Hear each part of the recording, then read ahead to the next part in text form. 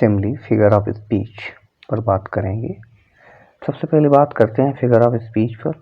The figures of speech are those forms of expression that are different from the ordinary modes in order to make the meaning more effective.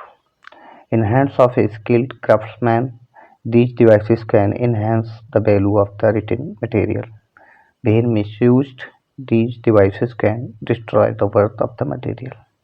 Figure of speech वे वो devices हैं जो भाषा को अधिक सुंदर, आकर्षित और सौंदर्य प्रदान करती हैं। यदि फिगर ऑफ स्पीच का एक अच्छे स्किल क्राफ्टमैन के द्वारा प्रयोग किया जाता है तो ये डिवाइसेस जो हैं रिटन मटेरियल के वैल्यू को और इन्हेंस करती हैं। वहीं रादर कंपैरेटिवली यदि क्राफ्टमैनशिप ठीक से इनका प्रयोग नहीं करता है तो destroy the worth of the material.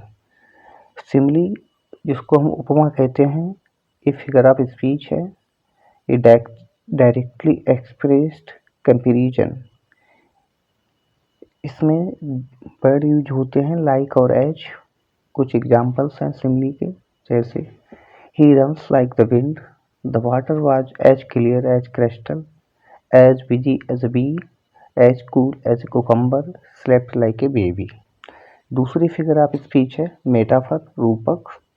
A comparison which is implied rather than stated. It does not contain the words like or as. कुछ एग्जांपल्स हैं।